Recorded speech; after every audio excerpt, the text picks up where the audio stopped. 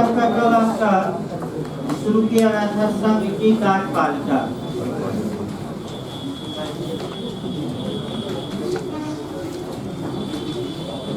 और उसमें आपका 2-3 कंसेप्ट बताया गया था भाई, फिर एक बार याद रखिए। विश्व में 2 प्रकार की आपका सिस्टम दिखाई देता है, एक प्रेसिडेंशियल सिस्टम और दूसरा हमने बताया था पार्लियामेंट्री सिस्टम। प्रेसिडेंशियल सिस्टम में एक व्यक्ति सर्वे सर्वा होता है और शासन की औपचारिक और वास्तविक शक्ति उसमें ही निहित होती है, जैसे अमेरिका का राष्ट्रपति, ये बताया गया। पार्लियामेंट्री सिस्टम इससे भिन्न होता है, औपचारिक प्रधान और कोई होता है और एक्चुअल या वास्तविक प्रधान और होता है। और भारत में कौन सा सिस्टम अपनाया गया है? पार्लियामेंट्री। और इसका कोड या आधारशिला या बेस कौन सा अनुच्छेद है? यूपीजे में आ चुका है, जीएस में भी, आईएएस में भी आया है। तो 75 का क्लास कौन मारेंगे? 3 बताया गया था भाई। अगर ये अनुच्छेद न रहे तब आपका एक और ऑप्शन बताया गया था 74 मारिए। फिर मैं बता दूं 75। देखिए इस पर विवाद है, लेकिन जो विद्वानों ने अपनी राय व्यक्त की है ज्यादातर, वह 75 का क्लास आपका 3 मानते हैं, पार्लियामेंट्री सिस्टम का आधारशिला भारत। लेकिन मैं फिर बता दूं इस पर डिस्प्यूट है, इसमें शक नहीं। इसके बाद हमने बताया था कि भाई नाम मात्र का प्रधान कौन होता है भारत में? राष्ट्रपति। और राष्ट्रपति में पूरी कार्यपालिका शक्ति निहित है, लेकिन राष्ट्रपति इसका प्रयोग मंत्रिपरिषद की सलाह से करता है, यानी कि अपने विवेक से नहीं, ये बताया गया था। तो राष्ट्रपति के बारे में हम शुरू किए थे। फिर आपका अनुच्छेद इधर याद रखिए, आपका इधर बनता अनुच्छेद, भारत का एक राष्ट्रपति होगा। किस अनुच्छेद में? तो 52 में। कार्यपालिका शक्ति राष्ट्रपति में निहित होगी। 53 में। सेना का सर्वोच्च समादेशक होगा 53 में। और निर्वाचक मंडल कहाँ दिया है? 54 में। तो 54 में निर्वाचक मंडल जरूर याद रखिए, ऐसे लोग गलत करते हैं। कौन वोटिंग करेंगे राष्ट्रपति के चुनाव में? तो लोकसभा के सभी सदस्य की निर्वाचित, और राज्यसभा के सभी की निर्वाचित, और विधानसभा के सभी की निर्वाचित। ये रट कर जाना है। और विधान परिषद के सदस्य भाग नहीं ले, ये भी सतर्क रहना है। और यही आपका क्वेश्चन ज्यादा बनता है। आइए धारा 55 आपका पूछा जाता है मेथड या निर्वाचन का तरीका या मेथड या ढंग कहाँ दिया गया है? तो फिर ढंग को रिलेट करिए एक बार। अभी सीआरपीसी में हमने बताया था कि जहाँ जहाँ मेथड आपका आए, तो अगला ये आया कि राष्ट्रपति के चुनाव का मेथड या ढंग या तरीका कहाँ दी गई है? तो आर्टिकल 55 मारिएगा। संविधान संशोधन का तरीका कहाँ दिया गया है? तो अनुच्छेद 368 मारिए। और सीआरपीसी में हम 3 जगह बताए थे। गिरफ्तारी का तरीका आ जाए तो 46, और आरोप में अपराध करने का ढंग आए तो 213, और मृत्यु दंड का ढंग आ जाए तो 354 का कौन सा क्लास? 5। 4-5 क्वेश्चन तैयार करवाया गया अभी, और निश्चित तौर पे यहाँ से एक क्वेश्चन बनता है। फिर अगला मॉडल देखिए आपका, केस भी याद रखना है आपको। और दीना उर्फ दीन दयाल, ये यूपी और उत्तराखंड हर एक जगह पूछा गया है। किससे संबंधित है? मृत्यु दंड के तरीके। यही देखिए आपका कम समय में यही आपका नित्य भी होना चाहिए। एक साथ पढ़िए तो कम से कम 5-5, 6-6 मॉडल क्या करिए तैयार, और बार बार आपको रटवाया जा रहा है, ये भी मैं बता दूं। इसके बाद आइए धारा अनुच्छेद 55 चल रहा था।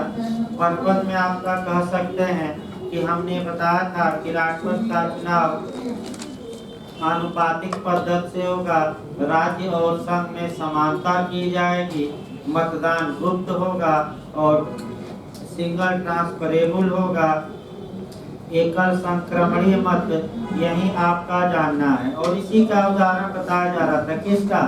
एकल संक्रमणीय मत पत्र। देखिए आज 5 बनाएंगे भाई, कल आपका असलिया था। मान लीजिए 3 प्रत्याशी खड़े हैं, 3 प्रत्याशियों को खड़ा करा दिया जाए। कौन कौन? A B C. और वोटर तो बहुत हैं, लेकिन वोटर हम केवल कितना बनाएंगे? 5। और इनको आपका 5 वोटरों को बना दिया जाए, पहला वोटर, दूसरा वोटर, तीसरा वोटर, चौथा वोटर और 5। मान लीजिए पहले वोट वरीयता क्रम में वोट दिया जाएगा, 1 2 3 आपका वरीयता क्रम में। पहले वोटर ने पहले वरीयता क्रम पर ए को रखा, बी को दूसरे पर और सी को किस पर? तीसरे पर। दूसरे ने भी पहले 1 2 3 यानी कि वरीयता क्रम दे दिया। तीसरे ने क्या किया कि 1 नंबर पर रखा बी को वरीयता क्रम में, और 2 नंबर पर रखा ए को, और 3 नंबर पर किसको रखा? सी को। चौथे ने क्या किया कि 1 नंबर पर रखा बी को, 2 नंबर पर रखा ए को, और 3 नंबर पर किसको रखा? आपका कह सकते हैं कि सी को, वरीयता क्रम में।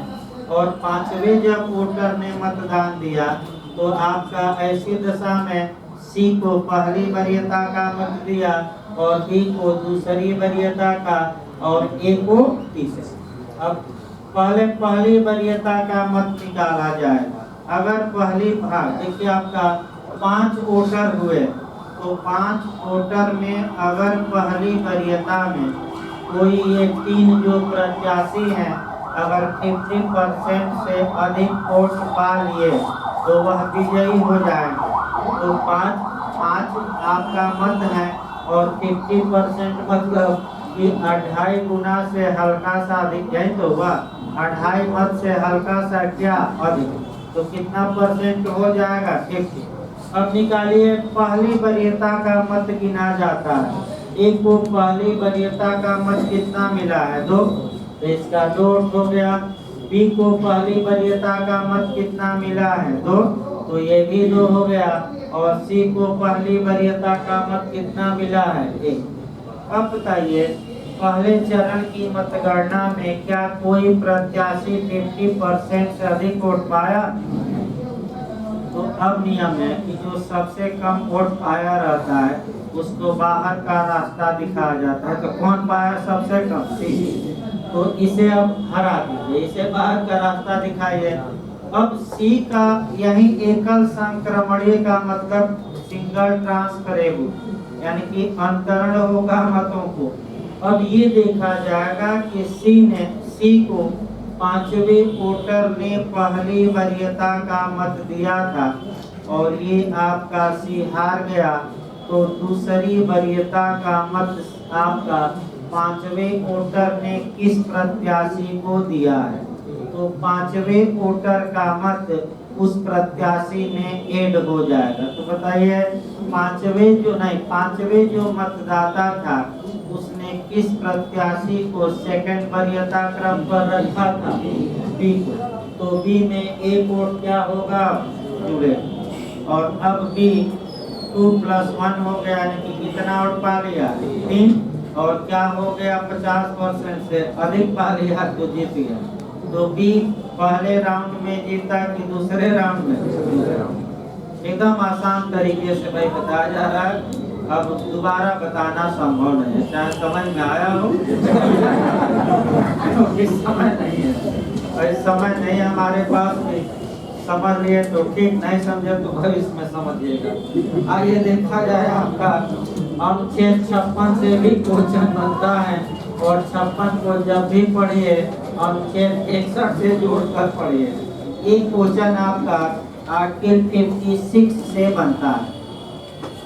देखिए 56 का खंड वाइज याद रखिएगा, मैं फिर बता दूं। यहाँ क्लास वाइज क्वेश्चन बना है, और 56 किसी भी हाल में क्वेश्चन गलत न हो, लोग गलत करके आ जाते हैं। एक शब्दों को मैं बता रहा हूँ, इसके बाद तुरंत 61 बताया जाएगा। देखिए एक शब्द राष्ट्रपति की पदावधि। पदावधि का मतलब ये हुआ कि भारत का प्रेसिडेंट कब तक अपने पद पर बना रहेगा। तो देखिए राष्ट्रपति अपने पद ग्रहण की तारीख से 5 वर्ष की अवधि तक पद धारण करेगा। यानी कि पहला खंड ये बताता है कि राष्ट्रपति जिस दिन शपथ लिया उस तारीख से आपका कितने दिनों तक अपने पद पर बना रहेगा। तो कितने दिनों तक बना रहेगा कह सकते हैं कि 5 वर्ष तक। लेकिन इसके साथ कोरिलेट करना है अनुच्छेद 56(1) का परंतु नंबर सी। देखिए आपका फिर एक बार मैं बता दूं, आपका अनुच्छेद 56 का जो 1 क्लास था ये बताता है कि राष्ट्रपति अपने शपथ ग्रहण की तारीख से कितने साल 5। लेकिन इसके साथ आपका कोरिलेट करके पढ़ना है आर्टिकल 56 आपका 1 का प्रोविजो नंबर सी। देखिए क्या कहता है, राष्ट्रपति अपने पद की अवधि समाप्त हो जाने पर भी तब तक पद धारण करता रहेगा जब तक उसका उत्तराधिकारी अपना पद ग्रहण नहीं कर लेता। इसका मतलब ये हुआ कि अगर 5 साल अवधि बीत गई और नया राष्ट्रपति अभी शपथ नहीं लिया या किसी कारण से चुना नहीं गया तो पुराना राष्ट्रपति 5 साल से अधिक भी अपने पद पर रह सकता है। लेकिन कब?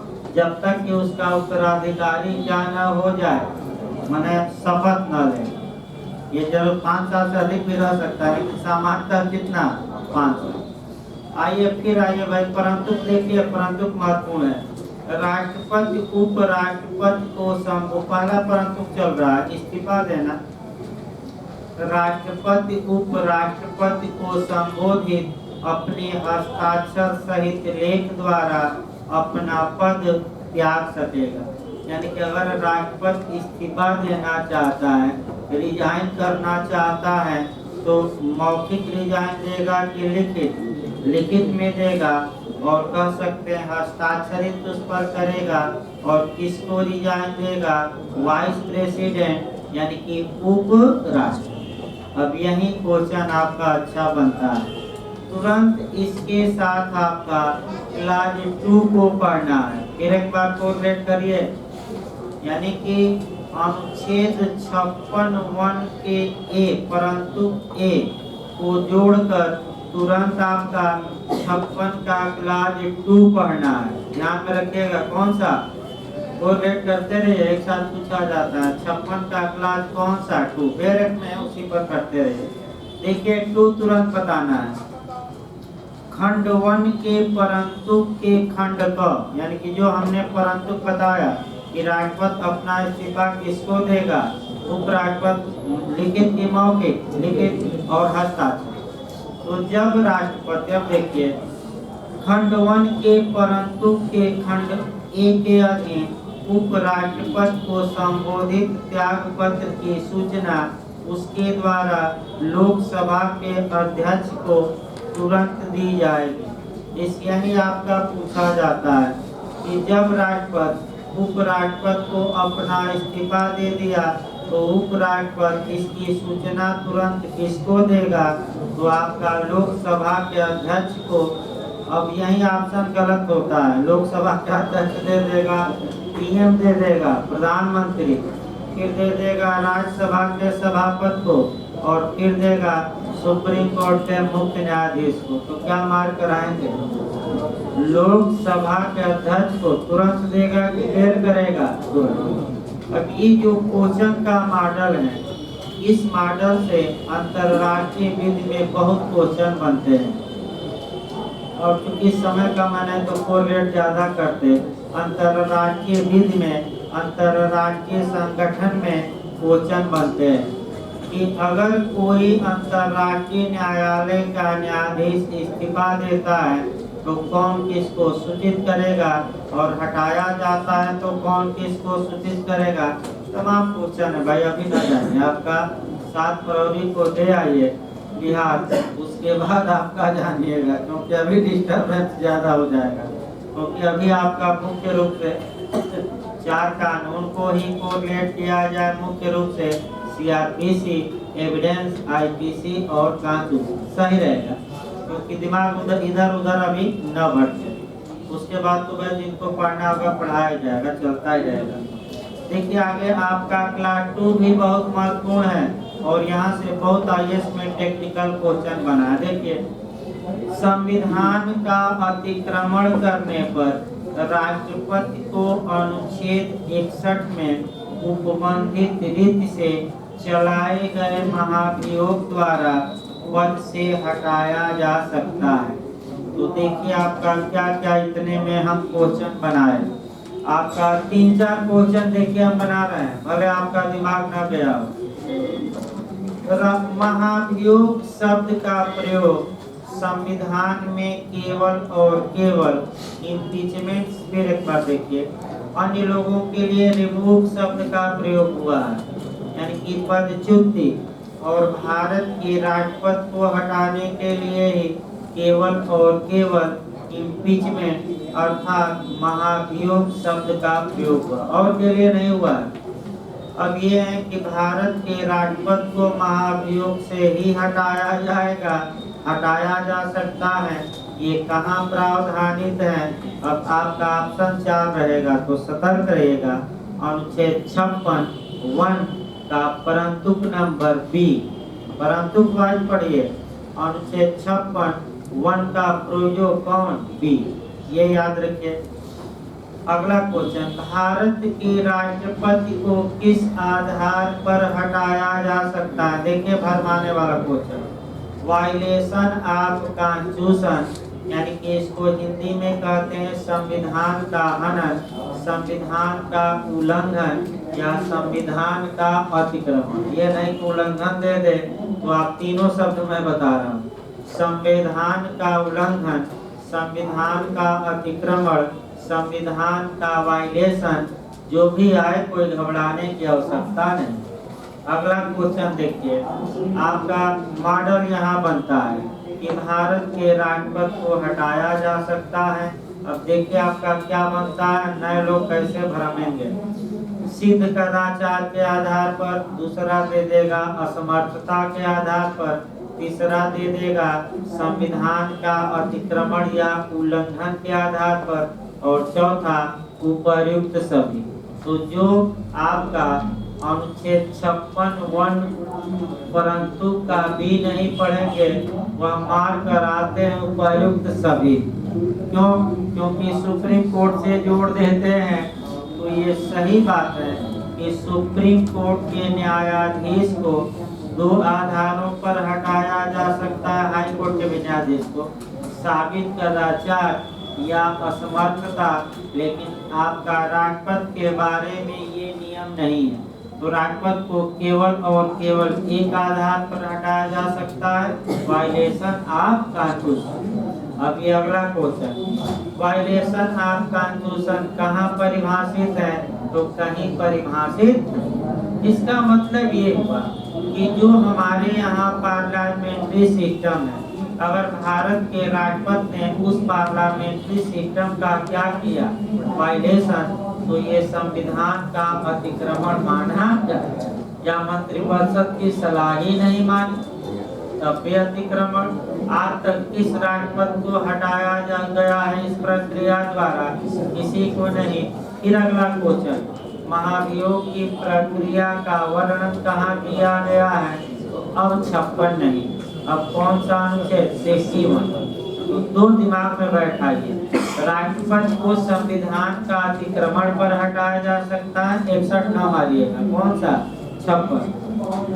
राष्ट्रपति को महाभियोग द्वारा हटाया जा सकता है, तो 61 न मारिए, कौन सा? 56।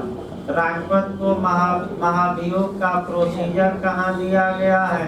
तो आपका 60।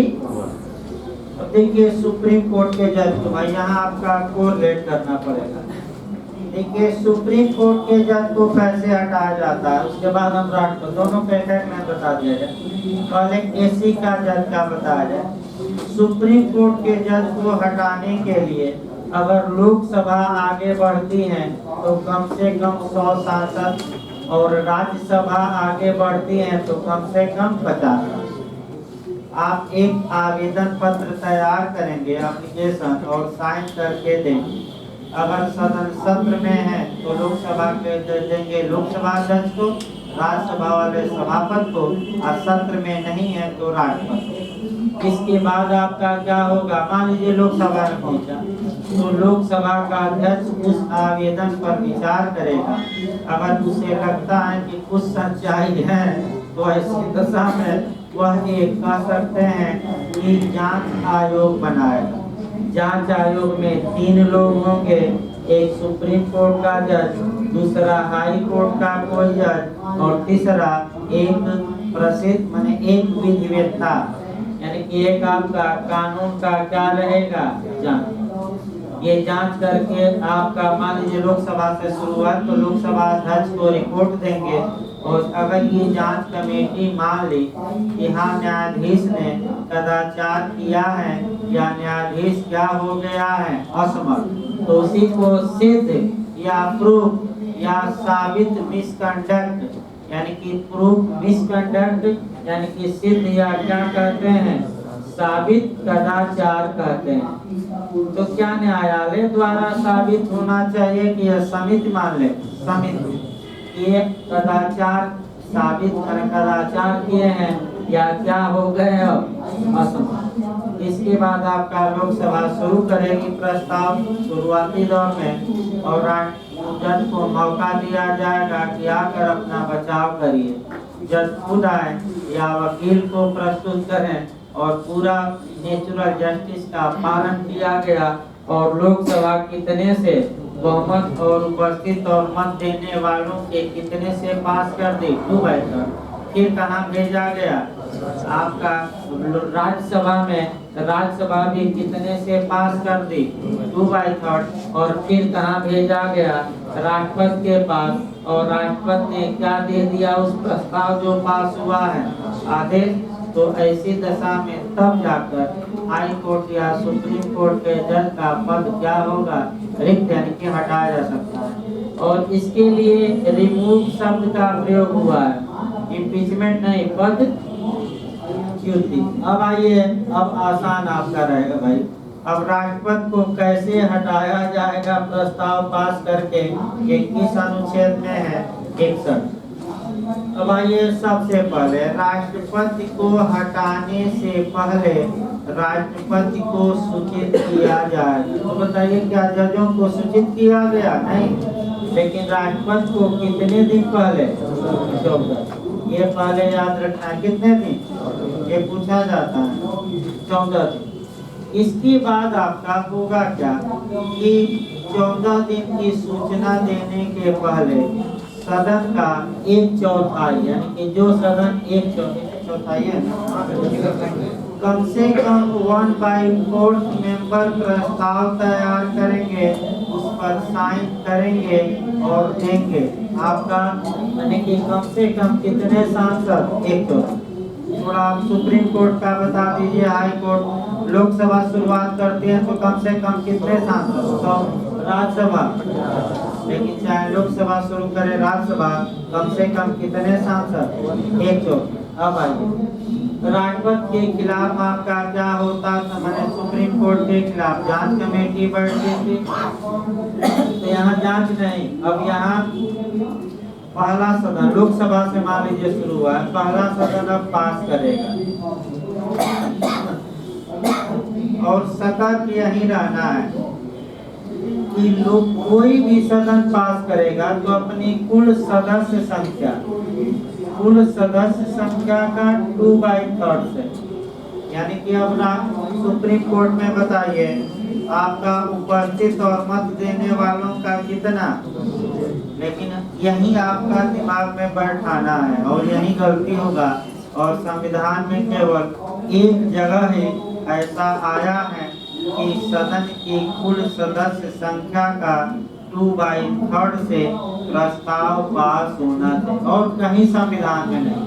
और 2/3 थोड़ा निकाल लिया जाए, 550 मान लीजिए सांसद हैं तो उपस्थित नहीं मतदान देने वाले, 550 पूरे का कितना हम निकालेंगे, 2/3। और अगर इतने सांसद राष्ट्रपति को हटाने के प्रस्ताव के पक्ष में लोकसभा के इतने सांसद क्या करते हैं, वोटिंग, तब लोकसभा से भी पास होता है। देखिए कि कितना आ जाएगा आपका होगा 84 मान लिया जाए, और आपका 8 और 8 16 यानी कि कुल मिलाकर एक लमसम अगर 550 में से कितना 368 प्रस्ताव के पक्ष में मतदान करते हैं, तब आपका कह सकते हैं कि प्रस्ताव पास होगा। फिर प्रस्ताव लोकसभा से कहाँ भेजा जाएगा? राज्यसभा, और राज्यसभा अब अन्वेषण करेगी। देखिए राष्ट्र अगर न्यायाधीश है, फिर कोलेट करते हैं, न्यायाधीश में जो सदन शुरुआत करता था वही सदन उसकी जांच करवाता था, लेकिन राष्ट्रपति में ऐसा नहीं है। एक सदन पास कर दिया प्रस्ताव, जब दूसरे सदन में जाएगा यानी कि राज्यसभा में गया तो राज्यसभा अब जांच कमेटी बैठा सकती है, या तो किसी ट्रिब्यूनल से जांच करा सकती है, या किसी न्यायाधीश से, या किसी जांच कमेटी से, और वहां राष्ट्रपति को बोलने का पूरा मौका दिया जाएगा। राष्ट्रपति या तो स्वयं आकर अपनी बात कहें या प्लीडर के माध्यम से भी, मैंने आप जैसे किससे अधिवक्ता से भी करवा सकते हैं। और जैसे ही राज्यसभा अपनी कुल सदस्य संख्या, दिमाग में बैठाए रहे, बहुमत और मत देखे गया, कुल सदस्य संख्या का कितने से पास कर दे 2/3, जिस क्षण राज्यसभा ने ये प्रस्ताव पास किया उसी क्षण राष्ट्रपति का पद क्या हो जाएगा? रिक्त।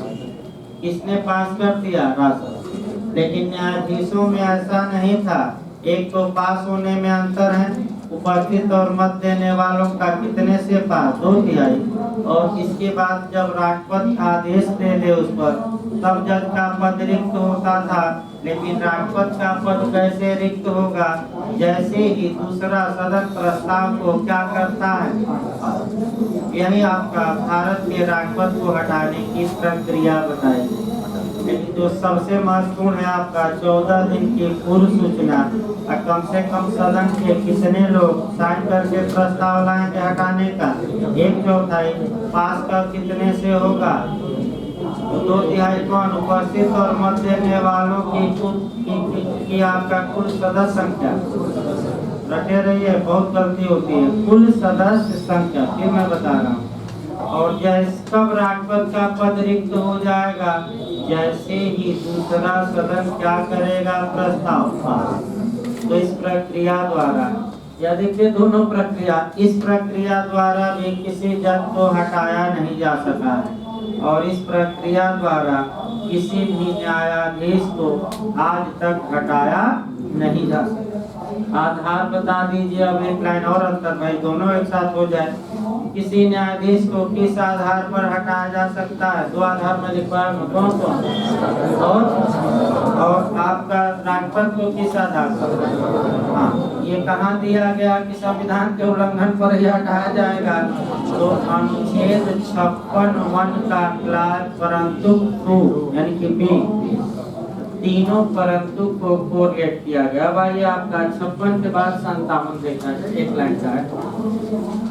पूछा गया भाई ये में राष्ट्रपति पुनर्विचार का हकदार होगा। पुनर्विचार का मतलब ये हुआ कि कोई व्यक्ति भारत में कितनी बार राष्ट्रपति बन सकता है? 1 बार, 2 बार, 3 बार, और इनमें से कोई नहीं। तो आपका कई बार बन सकता है, कोई रोक टोक नहीं है। यानी कि अनुच्छेद 57 राष्ट्रपति पुनर्विचार का पात्र होगा। यानी कि 1 बार राष्ट्रपति बनिए, फिर चुनाव जीतिए, दूसरी बार, फिर तीसरी बार, कोई रोक टोक नहीं। लेकिन यहाँ से कोरिलेट करके अमेरिका से पढ़ना है। अमेरिका में संविधान में वहाँ का संशोधन हो चुका है, और कोई व्यक्ति केवल कितनी बार राष्ट्रपति बन सकता है? 2 बार। और देख ही रहे कि ट्रंप महोदय कितने लालायित थे कि दूसरी बार राष्ट्रपति बन जाए। और राष्ट्रपति बनने के लिए ही कहा जाता है सत्ता का मोह। सत्ता का मोह ऐसा होता है कि व्यक्ति छल बल कल सब चीज यूज करता है। जैसे भाजपा वाले हैं वर्तमान में, कम से कम थोड़े हैं आपका छल बल कल, यानी कि जहाँ जैसा तहाँ तैसा, पैसा है तो पैसा लीजिए और नहीं तो धमकाया जाएगा, और नहीं तो आपका कह सकते हैं कि ओवैसी जैसे लोगों को बंगाल में क्या किया जाएगा, लगा दिया जाएगा। तो ममता परेशान भाजपा से नहीं है, ज्यादा ओवैसी जी से है कि आपका ये आ गया है और ये तो हमारा वोट क्या करेगा, काटेगा। तो भाई राजनीति मैंने कोई बुरा ना लगे किसी को, कोई किसी की भाई भावना को या आपका पार्टी से जो जुड़े हैं, जो परम भक्त रहते हैं, यानी कि अंत आपका ठेस पहुंचाने के लिए नहीं कहा जा रहा है। ये उदाहरण को उदाहरण के रूप में लीजिए समझाने के लिए, क्योंकि हम किसी पंथ पार्टी आज तक न सपोर्ट किए न विरोध क्लास में। आपका ये सब टीचर में होना भी नहीं चाहिए, चाहे पंथ पार्टी जाति पंथ धर्म ये सब, इससे ऊपर उठकर ही आप बच्चों को शिक्षा दे सकते हैं। जब आप भी ये सब करने लगे तो बच्चे तो कल्चर बन जाएंगे, जो तो और करेंगे। ये गुरु जी ये सिखाए थे, लेकिन ये हमने कभी नहीं सिखाया आज तक, और भगवान न करे कि कभी सिखाने की नौबत आए। और ये भी आगे देखिए भाई आपका तो 57 याद रखिएगा। इसके बाद आपका 58 से एक क्वेश्चन बनता है। देखिए आपका IAS में भाई कैसे बना है। राष्ट्रपति निर्वाचन होने के लिए अर्हताएं, अर्हताएं माने योग्यताएं, योग्यताएं मतलब कि क्वालिफिकेशन। अब यही आपका गलत होगा। देखिए मैं मॉडल बता रहा हूँ कि राष्ट्रपति निर्वाचित होने के लिए कौन सी योग्यता होना आवश्यक नहीं है। देखिए मॉडल बिहार का, वह भारत का नागरिक हो। तो बताइए भारत का नागरिक नहीं बनेगा तो विदेश का बनेगा। हाँ बताइए, अमेरिका में तुरंत कोरिलेट करिए अमेरिका से। भारत में नागरिकता जन्मतः पाई जा सकती है और आपका बाद में भी जन्म के बाद भी पाई जा सकती है। तो यहाँ नागरिक का मतलब ये हुआ कि चाहे भारत में उसका जन्म हुआ हो या बाद में नागरिकता पाई हो, दोनों, यानी कि कोई विदेशी भी भारत की नागरिकता धारण करके भारत का राष्ट्रपति हो सकता है, वही पद पा सकता है। लेकिन समस्या ये है कि आपका सोनिया गांधी जी को PM बनाने की बात चली, लेकिन आपका कई महिला सांसद भाजपा की ये कहे कि हम मुंडन करवा लेंगे, आप खुदा कर लेंगे। क्या करेंगे?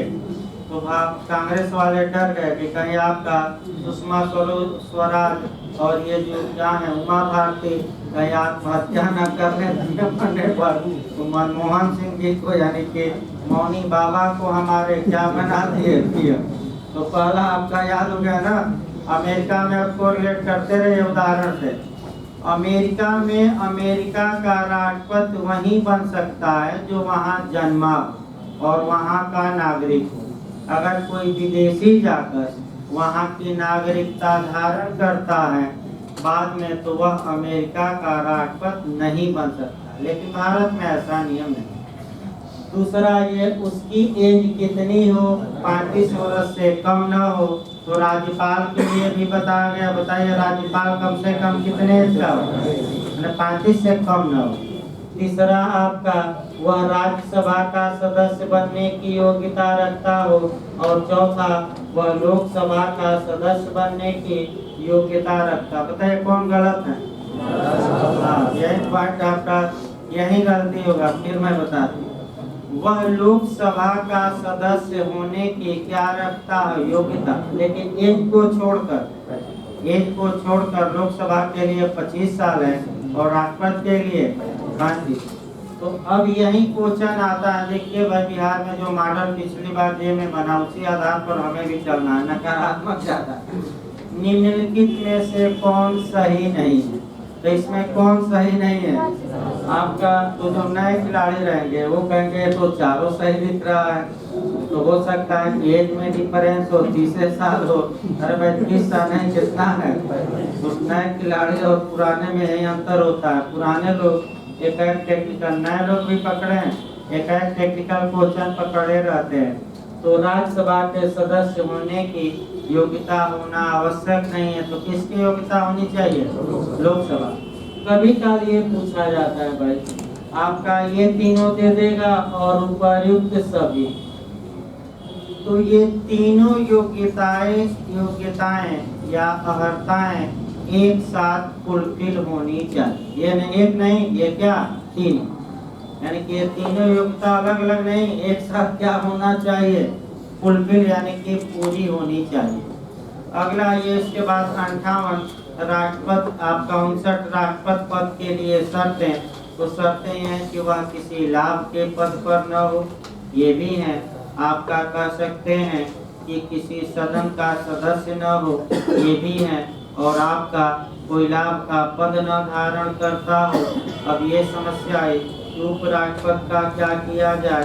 तो देखिए भाई, आपका राष्ट्रपति की उपलब्धियां और भत्ते उसकी पदावधि के दौरान कम नहीं किए जा सकते। अब समस्या देखिए कहाँ आई। समस्या ये आई कि लाभ का पद कौन निर्धारित करता है, ये यूपी में पूछा है।